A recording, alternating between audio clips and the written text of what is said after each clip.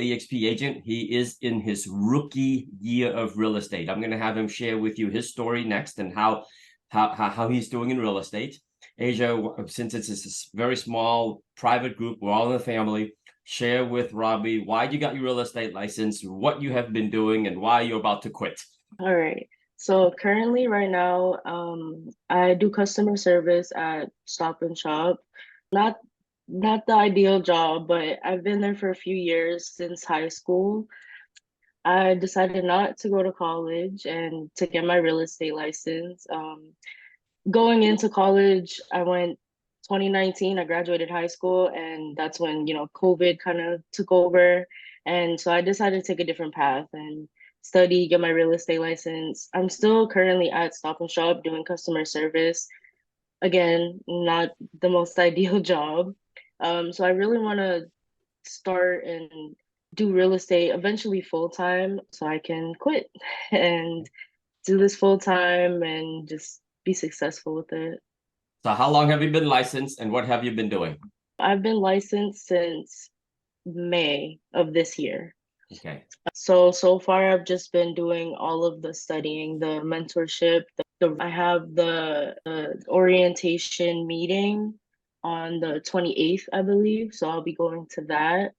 And I'm almost finished with the mentorship curriculum. It's been difficult to do that with a full-time job. So now that I have the weekends off, I'll just be focusing on real estate all weekend. Awesome. Thank you for sharing that. So really, you haven't been doing any showings, no open houses, no farming, no posting ads for generating leads, none of that stuff yet, right? No, not yet. Okay. Partly because I don't have time and partly because I just don't know where to start. Again, I'm Okay. brand new, and one thing that I'm struggling with mentally is that usually when I tell people, like my coworkers, that I'm a real estate agent, if they need help, they struggle with the fact that I'm a young real estate agent. So I wouldn't necessarily know anything about real estate. I don't know the process of, selling a house or helping somebody buy a house. So it's kind of like their words got into my head. I'm like, I'm young, maybe I don't know this, but I really don't want that to be the case. Okay. You said that you don't know where to start.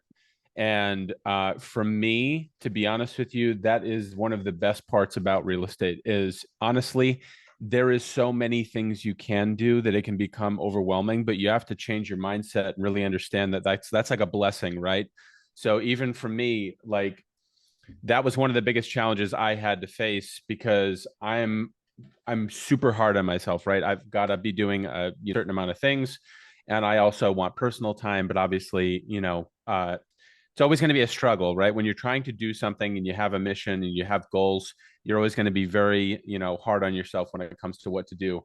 But I still, without organizing my calendar and things like that, like I've been doing for, I don't know, the past 2 weeks, um, I would wake up not knowing what to do. But I've started looking at it in this last week as like a blessing because it's like, even if I'm doing well, there's so much more that I could be doing that's going to get me even further. Right.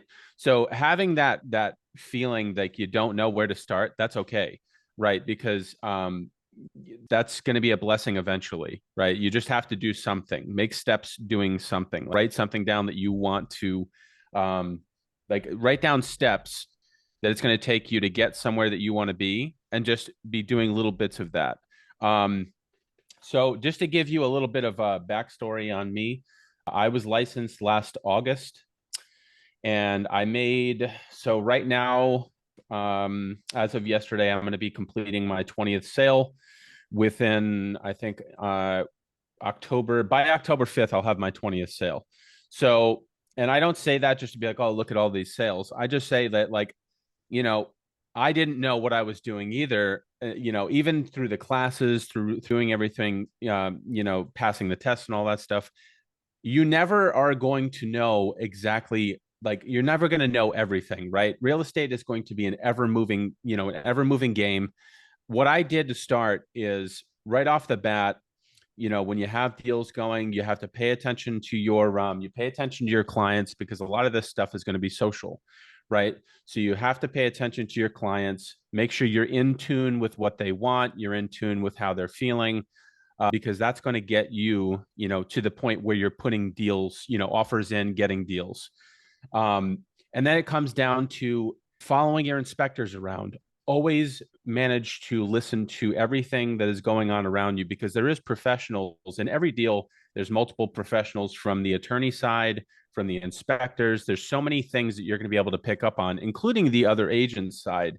They're going to help you learn, right?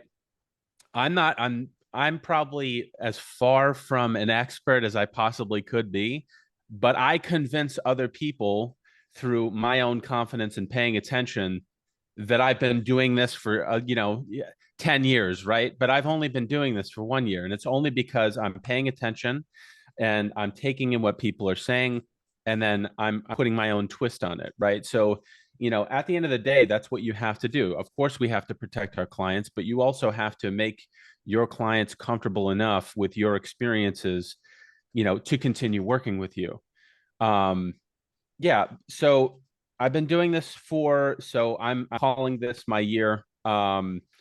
Everything I do from here on out is going to be a new year. This is some of the things that she mentioned is I don't have the time. Robbie, you address that a little bit. Maybe you can go deeper on time blocking. Number two, she says, I'm young. People think that I'm young, which she is, and she might not have any experiences. You're a rookie. You're still in your first year. How did you manage to get past all of those objections and crush 20 transactions before your first year is up? You just don't talk about it. You have to be, in my opinion, it's all an internal game. You have to put off that you are confident enough to represent these people, whether they're selling or buying. I had my first listing, I think, the second month I was in. And obviously I was like, at first I'm like, shit, I don't know if where do I start with this? Right. So it's more of, and I got actual compliments from other realtors on hosting my own open houses and stuff with tons of people there. It was a multifamily in Fall River. I mean, it was a 2-family at that. So it was wasn't the part about getting it sold. It was more about presenting it in a way that was going to get my clients, the best result.